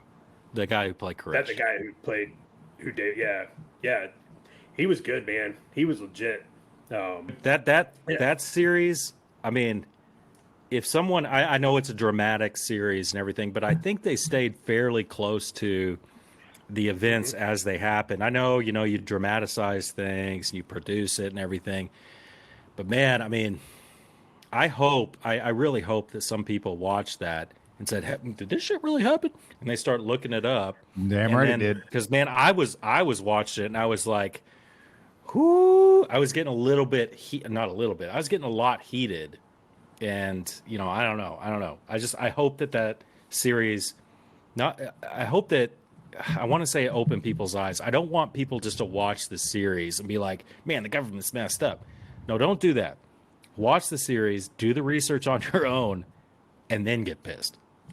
You know, What was the other one? Didn't they do one on Ruby Ridge as well, or was that something that was tied into that? it was tied I know in. it was tied in with it. Randy Weaver and the Ruby Ridge. Hey, we think you may have some. We think you may have some guns or something up there. So we're going to go up there. We're going to shoot your kid, your dog, and your wife. Because that won't make That you angry or anything like that. Right? Yeah. Because heaven forbid, we don't want to radicalize anybody. We don't want to push anybody over the tipping point. We're just going to murder your Oh, wife. and on that note, I do have to say this: that so I went to Crossroads of the West gun show, and I hate to tell Joe Biden, um, to buy a weapon out there, you had to do a background check. You know, I tried. I was like, no, I really don't want to fill out this form. And I actually, so in all fairness, and it's like I said, I think it's the biggest one west of the Mississippi. I think there was. We saw, and there, I mean, there's hundreds and hundreds of tables, right? Hundreds of vendors out there, whatever. I took my son out there. I think we saw one guy selling. I think he had like a Mazenagant, and he had like an old Russian Mauser or something like that. I think he had like two weapons that was a private seller, that he had a big sign, private seller, so you could buy it from him directly or whatever. But uh, other than that, I think the other, I don't know, 499 other vendors out there, you had to have a background check for everyone. And I actually made it a point to walk around and like, okay, I want to see how many private sales, because I have seen in the past, it's like the one guy, he's walking around with a backpack. Hey, I've got this and that, right? Selling whatever. Yeah, it was the same thing. It was one older dude. He had like two older weapons. It's not like he's out there selling AR-15s, whatever. And I think Arizona, you can do up to four, if I'm not mistaken. I think it's like four weapons as a private seller before you have to like actually register as a vendor. But yeah, sorry to say, man. Tried to buy a couple weapons without a background check, and it was frowned upon out there. So how do they do them out there? Is there like Wi-Fi or something, or they call in? How do they do it? Yeah, The they background check? each vendor has their terminal set up right there. I mean, it's all Wi-Fi or whatever. I mean, I'm sure that the fairgrounds has it, and you go in there, and obviously, if you have a CCW card, it runs a little bit faster because you're already in the system. But if not, it's like, here, fill this form out and sit and wait. And that's why, as we talked a little bit last episode with this one, because Caleb bought his first weapon when we went to Bass Pro a couple months ago, and yeah, dude, it's like, well, Dad, how long do I have to sit here? It's like, you sit here as long as it takes. And if you come back clean, you'll be fine. And if not, and so he's like, we have to do this with every weapon. I'm like, yeah. So, you walk around the tables, and every table at the end by the cash register, there's 8 or 9 laptops, and you have to sit on there. You have to fill out all the data, and you sit there and you wait. So it's, I guess maybe I just need to send a letter to the White House. Maybe he can give me the address to some of these gun shows where you can just pop in and buy something without a background check. Just to This save son of a time. bitch. This son of a bitch. This son of a bitch. That guy that I was mentioning earlier about the conversation in the boardroom and everything, he sent me this message just now, and he's like, hey, check this out, bro. It's always cool when, somebody mentions you. And he like went to some podcast, some female, whatever, podcaster or something. And he comments, it's like, hey, I missed your show, but I can't wait to listen to it. And this female podcast has probably got the same amount of listeners as us, shouted him out on Twitter. Hey, thanks, man. It's going to be great. I appreciate you. And I was like, he's like, I love it when this happens. It's really cool. And I was like, how many shout outs does this person give you, man? How many shout outs does this person give you? And he's like, it's not a competition, Luke. I was like, yes, it is. It's a competition for your loyalty. This guy. Okay, we're going to stop shouting him out. Next podcast, episode 56, there are 0 shout outs for this dude. We need to shout out some people who, aren't listening to other podcasts. You're the one that shouts only about, podcast you're listening to it. I'll give a shout out to a listener we have, Joe. He's out in Florida, and he was talking about some of the shootings that go on and people getting fired and this and that. And he just brought up a good point. It's like, hey, a lot of your leadership, law enforcement leadership, all the way up to your mayor and your city managers, a lot of them are minorities. They sit here and they say it's a racist issue and a racist police force and all that other stuff. But when you look at a lot of these folks, they're led by minorities. So, how do you still have that issue when your leadership, your executives are blacks or whatever the case may be? So Portland still on fire, right? I guess it burned last night. And I don't even know why I know they're talking about Chauvin, and I guess that's the big thing this week is going to be the Chauvin case. But like, What's the tie to Portland, man? I mean, what the heck? Why are they burning shit to the ground? I don't under. It's just an idea. Antifa is just an idea, Roger. Well, Happening. I find it fascinating how there's no coverage, and hopefully maybe this will be a tipping point this summer because, man, like we said last week, I mean, stuff's gonna burn this summer, man. Right, Josh? I mean, stuff's gonna burn, and the coverage is not near what it was this time last year, and maybe there'll be a tipping point. I doubt it though, because Portland, whatever, man. Here we go again, though. Here we go again. I want to, I got pretty worked up last week about, Washington and the politicians not caring when private businesses are getting burned to the ground. People, are being held up and, not able to go to work, not able to, go about their daily lives because they're holding up traffic everywhere. That's unlawful imprisonment as far as I'm concerned. That's almost like kidnapping. Well, Florida passed the law, right? Didn't DeSantis? Yes, they did. Giving drivers, which I love it. He's like, and I didn't read the whole thing, so I mean, feel free to fill in the blanks. But from what I got on the headline, basically, if you have to flee the scene for your own safety, rioters, I mean, you're just not going to be held liable. I mean, if a group of rioters, and we're not talking about protesters, but a group of rioters surround your vehicle and block your, your entry or egress points, and you feel like you're threatened. You basically just mow down some MFers and you're pretty good, man. Not held liable. I love it. I love it. What's going to happen? What's going to happen is as soon as somebody knows that there's going to be a protest and they have a good idea it's going to turn into something violent, some jackass is going to drive to there right with their jacked up truck and try to hit people. And then you're absolutely right. You're absolutely right. Wow. No, you're absolutely right, and that's the tough part of it is that you come out with these common sense laws, but folks in this case, would be on the right side. Your extreme rights are going to go out there and they're going to look for it, and that's not the intent of the law. The intent of the law is, Josh is doing his daily commute to work and happens, he goes down the one road and happens to get caught up in a riot, and he's got to get out of there because he fears the life of himself or his family. But you'll have those that go out there and try to take advantage of that because they want to mow down people or whatever. They hate the left so bad. Here's one thing. I don't know if you guys caught this. I think I posted it earlier this week, but this was pretty interesting. And this is scary as hell because on one hand, Fauci just came out and said that I don't know how gun control is not a national health issue, right? Because again, we're going back to what we kicked off this episode with. That's what you're going to see in the news here over the next 4, 5, 6 months to get support for these executive orders that don't have a whole lot of support, especially in a lot of your red states. But they weren't interviewing. He was on Capitol Hill and he was testifying. And when they talked about, I forget who was actually asking him. It was somebody on the right. I don't think it was Cotton. Who was it, Josh? Who the hell was talking to Fauci? Anyway, he was asking him about the mask mandates and not just the mask mandates, but mandates in general, as far as all the lockdowns and liberties and this and that. And Fauci's words were, and I quote, "I don't look at this as a liberty thing." That should scare the crap out of people. Yeah. Yes. I don't look at this as a liberty thing. Yeah, I remember that. That should scare the crap out of people. Right? Because now you're having him come in and weigh in on gun control, and it's going to be the same thing, right? Hey, liberty be damned. I mean, I can tell you right now from your conversation with Sarah, she is the exact reason why we have the Bill of Rights. She is the exact reason why we have the 14th Amendment. 100%. It's the firing of the city manager and up in Minneapolis. It's the firing of the city manager. It's the firing of the police chief. That is the exact reason why we have due process of law.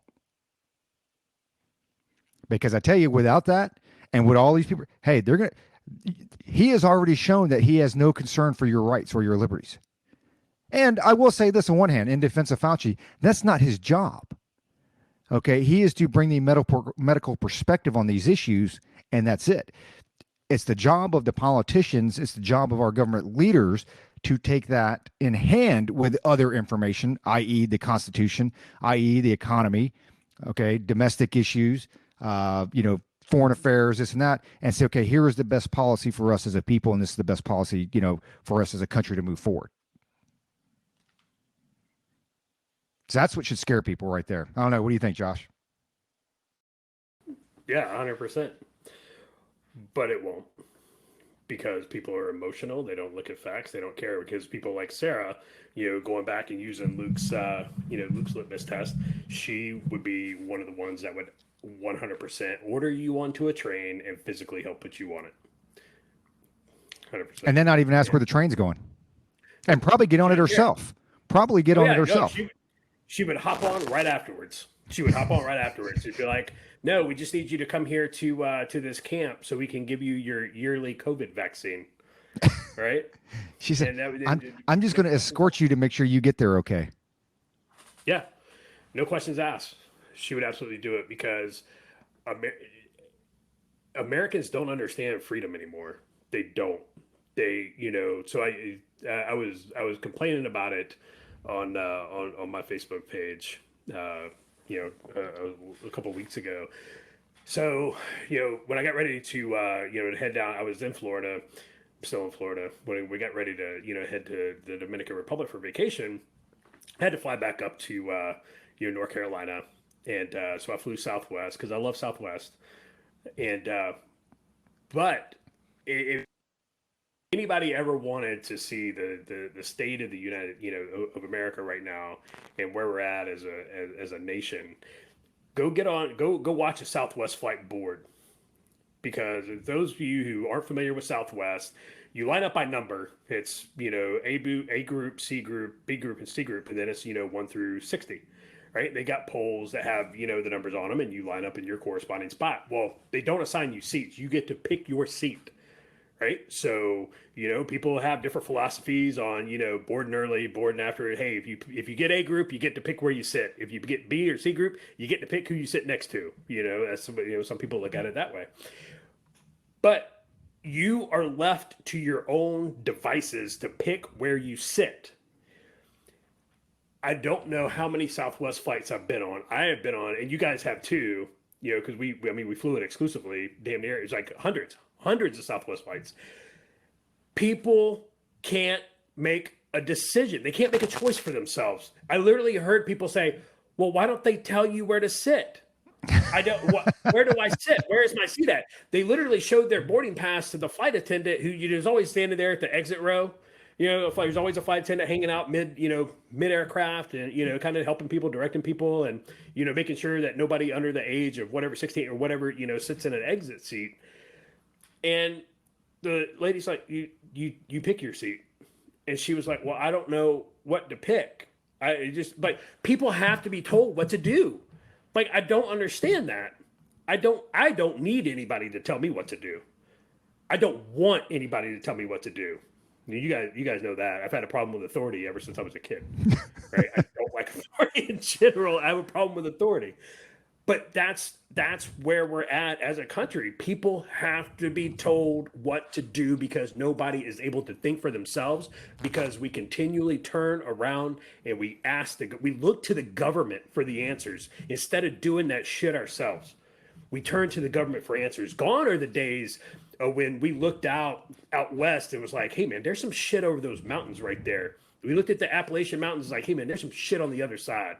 And we went on the other side of that, and we got to the plains. And some people stop, hey man, fucking wagon lost a wheel, like this. Hey, we're planting our flag here. This is it. And then some other crazy motherfuckers looked at it. It was like, there's something over those mountains. There's something over there. And I'm going to go. We're going. Fuck it. Pack it up. Pack it up. Mary's going to die of dysentery. We're going to lose some fucking oxen in the Snake River, but we're going to go. We don't need anybody to tell us to do it. We're not going to wait for anybody to tell us to do it. We're going to fucking do it. Why? Because we're Americans. And that's what we do. And then they got over to California, and they're like, fuck it. All right, we're staying. And so I think that's one of the ways, like, the crazy people kind of got to California to begin with. Because you got to be kind of crazy. Look at the Rockies. Like, I don't know what's over there, but we're going to go. And so they got to California, the Pacific's right there. You can't go any further. All right, so they stopped. So I think that's how the first tranche of crazy asses got to the coast. So how many of those people, Josh? I mean, how many realistically how many of those Americans, those patriots, sat there and was like, fuck it, we're going over that next hill, like you said? Or how many of them were just kind of probably exiled from the encampment they were at and were forced to move west? There was probably, yeah, no, there was probably. I'm just saying, you're probably one of those that would have ended up in California, and it may not have been because you were like, "Hey, let me see what's over that fucking hill." Just like, get the F out of here. Yeah, like, this dude's got to go. But we look at that, and it's we have lost the ability to govern ourselves. We have lost that ability. We have to turn around and continuously look to government for the solution. And Reagan's, hey man, if the answer to the question is more government, you didn't understand the question. The last thing this country needs is more government. The last thing it needs is more government. It needs less government. And so, so perfect example. Today is the anniversary of One If by Land, Two If by Sea. Right? Today is the anniversary of the ride of Paul Revere, William Dawes, and Samuel Prescott. And if you don't know, go look it up. One If by Land, Two If by Sea. Hanging lanterns in the steeple of the Old North Church. How many Americans today would be Sons of Liberty? How many Americans today would say, I'm going to get on my horse and I'm going to risk my life, my livelihood, everything to go warn Samuel Adams that the British are coming? I am going to go warn them that the British are coming. I'm headed to Lexington, right? How many people today would do that? I'm going to tell you right now, it was 3% then during the Revolutionary War. It's less now. Yeah. Because we don't care about freedom. We are so worried about our own safety and our own livelihood these days that we don't care. We've forgotten what it's like to be free. We've forgotten it. And it's sad. And it's just, it makes my blood boil. And COVID's just made it worse. I mean, I give you, COVID made it 100%. I give you a prime example. We sat here and I didn't go. My wife went out with my mother-in-law over the weekend, and they were doing some shopping or whatever. And now, because Arizona, pretty much everything's open back up. They used to have signs that said, in accordance with local regulations, wear a mask, whatever. Now it doesn't say any of that, right? It's just they just have signs saying, hey, masks are recommended, wear a mask, whatever. They've taken away the whole local policy, local ordinance, because there isn't any. They get rid of that stuff.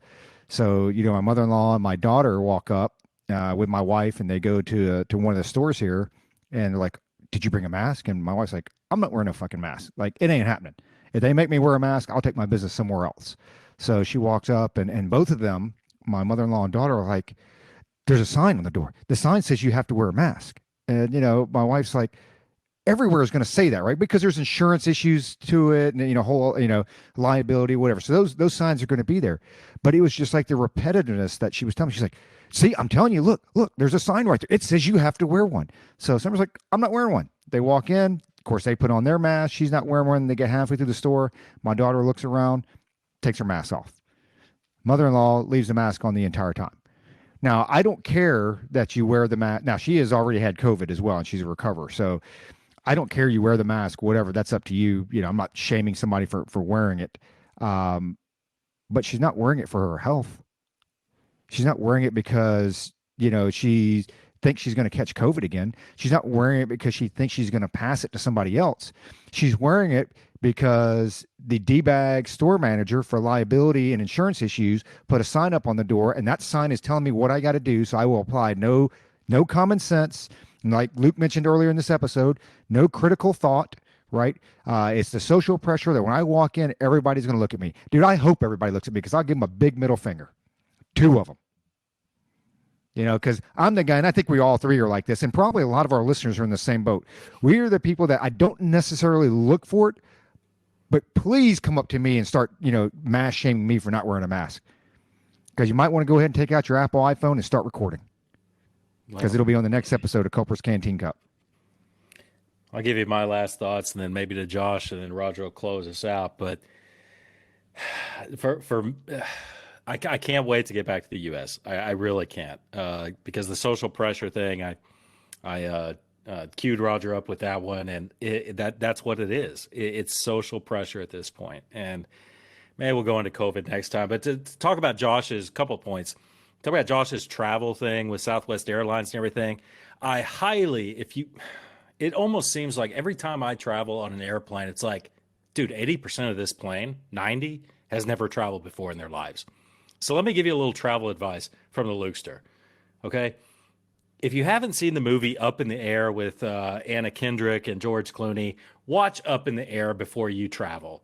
And you listen to George Clooney like he is Jesus Christ as far as his methods of traveling, because that's how everyone should travel. And I want to talk about the rules real quick.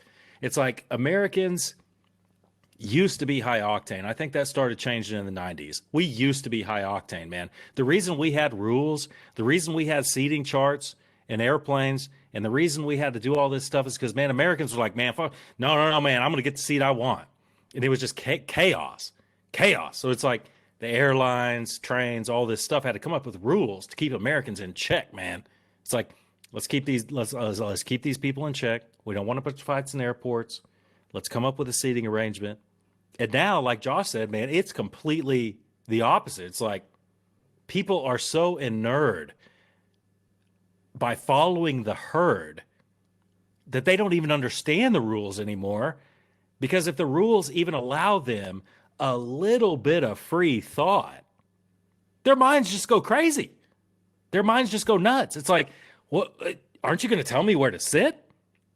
And it's a complete 180 in like 30, dude, wow, we're old. In like 35 years, it's been a complete 180. And the three of us and a lot of our audience just like, man, what happened? What happened to us?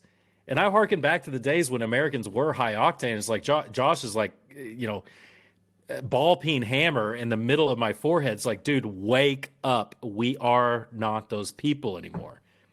And I'm coming around, and he's right. And I'll tell you, we're so worried about our kegerators and our bubbly water that we've forgotten what freedom really is. So I'm gonna if you caught the YouTube before, you'll understand that reference. So I encourage everyone to go over to YouTube and check out the few minutes before we started recording the podcast. But Josh, those are my last thoughts. Appreciate everyone listening. I'll kick it to you. I think Yep. So real quick, I am glad that my mother-in-law does not listen to this show. I'm the jerk off. Okay, cool. All right. Yeah. Y'all just called me out. That's all right. I wasn't going to state that out there, but that's fine. You call it what it is. So I'm glad that my mother-in-law doesn't listen to this, because I'm sure she'd go raise hell to my wife and give me hell. Real quick, so Kroger closes 2 Southern California stores over $4 per hour hero pay ordinance. So in Long Beach, they passed this ordinance saying that, hey, they basically approved a coronavirus hero pay ordinance. And oh, by the way businesses work, when you raise labor costs, things shut down. So for those that are proponents of the $15 an hour minimum wage, expect more of that to happen. That's in your near future. My last thing, so I will be gone next week. I will be on vacation. I know Luke did his pilgrimage back here to the States, and Josh did his out to the Caribbean. I'm going down to Mexico, support or celebrate my 20th anniversary with the same woman. So God bless her soul. I know it took probably took a lot of alcohol and a lot of other stimulants along the last 2 decades, but obviously been very supportive of me throughout my career, time in the military, and then what I'm doing now. So love you, babe. Here's to another 20. Well, I mean, you figure I'm 45. I mean, dude, with the numbers like yours, we could easily, yeah, with my triglycerides down 44 points, I mean, we could easily see another 40 years. I won't tell her that. I won't bring that up because it might be very put her in a very depressed mood. But I am pretty stoked because we're going to this place that it's all inclusive, and the rumor is they have beer taps in the room. Oh, if we have beer taps in the room, it's game over, man. It is game over. So that's all I got. Roger's never coming back from Mexico. I know. I may have to continue to test positive for the Rona, so that way they just leave me there. Because I think this place we have, you test at the hotel, And they're like, well, if you come up positive, then we have a room here and you just stay there. Dude, so it was the same way at the place we were at in Punta Cana. And so it was, dude, if you test positive, you do your testing there a couple of days before you leave because you got to have it within 72 hours of, hitting the U.S. And they're like, hey, if you test positive, you stay, quarantine 14 days. It's on us, blah, blah. I'm going to tell you right now, they do those tests there. Ain't nobody testing positive. They ain't let you, dude. They ain't let you stay there 2 weeks on their dime. That ain't happening. So now, hey, to close this out, everybody, real quick. So we talked earlier about the lies, that they told about Donald Trump. Everybody remembers our episode with Kurt Schlichter. I pronounced it right this time. But I screwed it up on the actual episode with him, and it was so bad. So head over to Amazon, check out his book, The 21 Biggest Lies About Donald Trump and You. The lies that they're telling not only about the Big Don, but you as well, if you care. Probably only 1% of you care anyway. So, hey, and for those who, if we're going to hang around, we're going to start our freemium content as soon as Luke decides to get back in his chair. There he is. So we'll go ahead and close this one out, start our freemium content, and for everybody else, here's Wonderwall. That was really good, man. That was a good closeout. Yeah, it was. Good Good job, job. man. He was ready. Hey, he was ready to take that one too. He's like, no, I've got this closeout. It popped in his head and it's like, it's happening. Like, it is happening. I even wrote it down. So tonight is a momentous night because you see, Roger, you see my book here. I do. I dig it. It's like yours. It's done. Done, huh? It's done. Yeah, I got another one ready to go, completely blank. You did. There's no way you took that many notes from the show that's done. How many pages? No. Like 5? This is also my writing.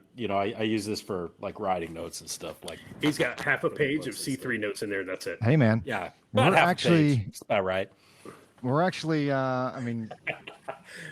Hey, what Yeah, that man. where you at on your next book?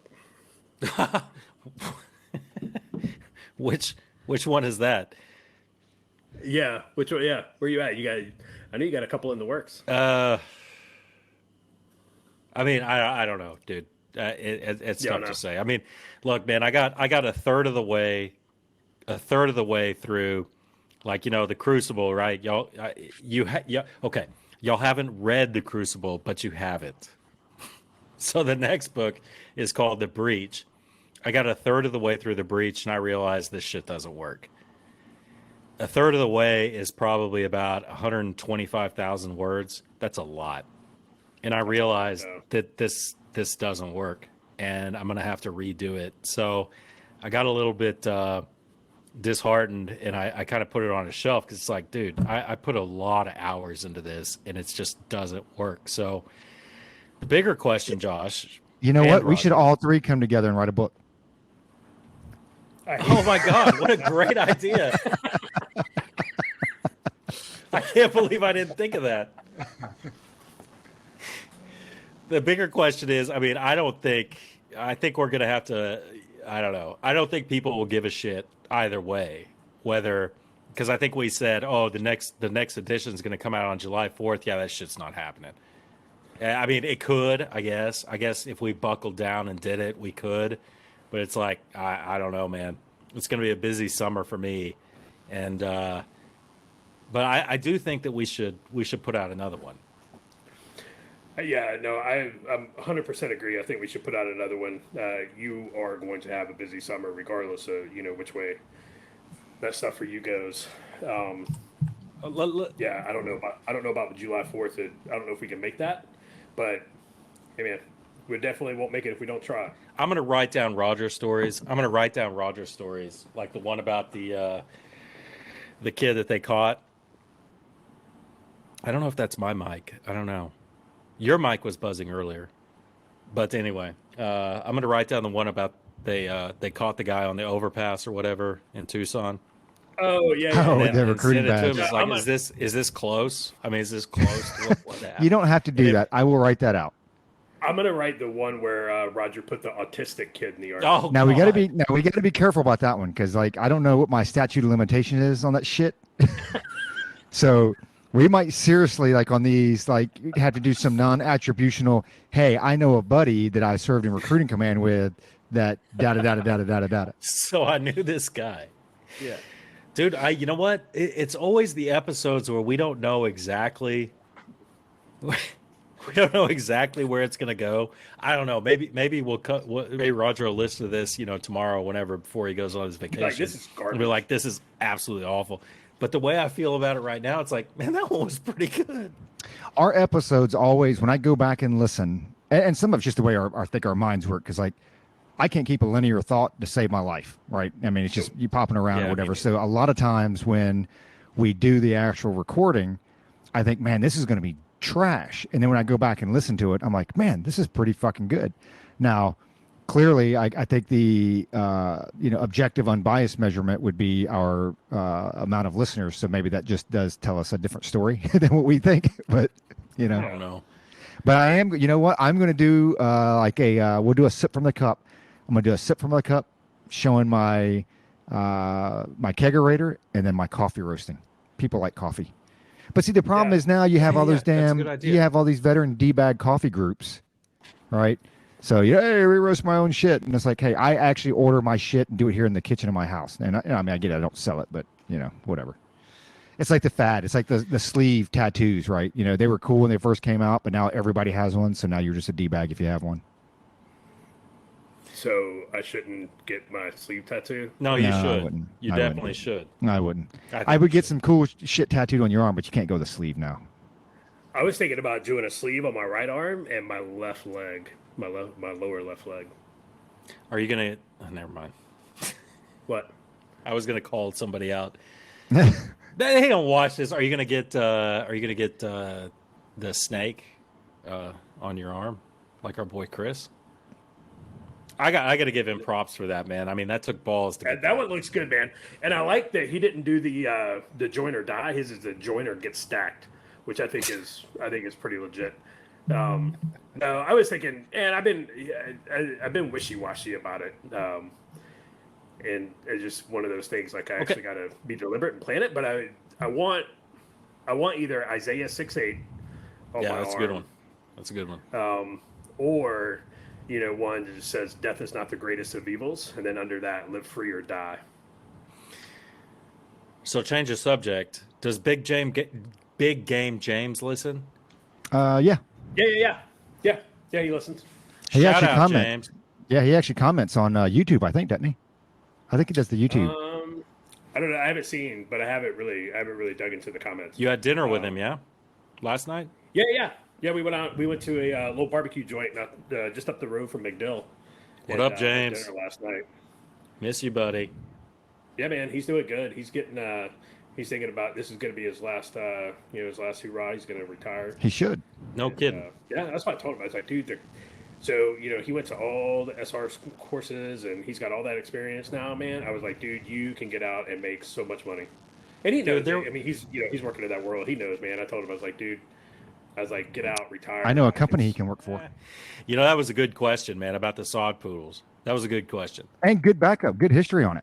That was awesome. Oh, shit. Sorry, bro. No, it's all good. It's all good. But no, you had a good history with that. Yeah, thing. you're right. You're right. Good. I can't. Yeah. That was good. Good history on the Sod Poodles there. And and I just realized that whenever we close out our YouTube thing, so we always get the shout out to Carlton Zeus and the music and this and that. Our YouTube viewers don't hear the Carlton Zeus music. So they have no idea who the fuck he is. You know what I'm going to do? I'm going to get him to, how can we do this? Maybe I'll get his permission to maybe post the video to our page or something like that. Does he have a video? Oh, yeah. I hope Carlton, I hope you're not listening right now. Yeah, he's got music videos. Yeah, he's got music videos. They're actually really well done, and he's self-taught too, Roger. As far as yeah, go ahead, Josh. No, I was gonna say. So my wife was watching I think he posted something, on his Facebook page or something like that, and I don't know, he's having like a big pool party, backyard party, stuff like that, and my wife was like, he looks like he's fun to hang out with, because it was one of those big, it was a big backyard like pool party, and it looked like a good time. You know what was cool about him is when he started making it big, when he could quit his contracting job and he was starting to get like the record labels and stuff, and it was enough to get him and his family by. Which so we're looking at very low six figures. He came. I invited him to my wedding there outside of San Antonio, and he came. He came with his wife and his kid, and I called him out in the wedding. You get the microphone and everything, and he was so humble, man. He was so humble. He's just a cool dude, man. No matter how big he gets, and this is probably why he'll never get huge, he's just too humble, man. He's too real. He's we need too to real. have him on. See, it doesn't show on. like I've got him on like Apple Music because I've got his stuff on here. It doesn't show any of the music videos. So it's like on You YouTube. got to go or to something. YouTube. Okay, you that's gotta why. Gotta go to the YouTube. He needs to put Or that shit on his Apple website. Music. See, YouTube does this thing. They do videos. It's kind of like the MTV back in the day. Yeah, but your Apple Music normally has the videos as well. So it shows like the songs. You can upload your videos and this and that. The common man doesn't do Apple Music. Only people with bougie coffee cups at 135 degrees do Apple Music. Whatever, dude. Whatever. You get $1 for every degree it keeps your coffee warm. That's how much it costs. But that is a good call there to maybe we can take a clip of his video or maybe an entire video or something like that and give him a shout out or something like that because it is a pretty big deal. We need to have Carlton on. We'll have him on. I'll talk to him. But the last time I talked to him, I think I drunk dialed him. I was wasted. I was so drunk, and I was like, hey, bro, I love you, man. It's almost a year ago, man. So he's used to me drunk dialing, but he's cool with that. So booty call, man. I'll booty call Carlton Zeus. I'll booty call him. Good stuff. We'll get him. Awesome. Well, I think that's going to do it for C3 for another episode. I guess now we just came to realize that we don't have Carlton Zeus's music playing in our YouTube video. We had that neat little intro that we did last year or whatever. So we'll find some way to get some permission and upload it. But either way, still doesn't stop you from going to www.carltonzeus.com or check him out on Apple Music. If you haven't heard our podcast, I think most of our folks from YouTube, I would assume, probably started out with our podcast, so they're familiar with the music anyway. The first 4 episodes that we came out with Culper's Canteen Cup a year ago, that was not Carlton Zeus. That was some crappy free. I shouldn't say crappy free because it's way better than I could ever do, and it was free, and so we were able to use it. But for the fact that Carlton actually lets us use his music and we don't give him any royalties. Not that we have any royalties, but if we ever had any royalties, we would pay him some. But thanks anyway for the music. Thanks for letting us use it. For our viewers out there, hey, stay safe and keep your canteen cups tightly secured.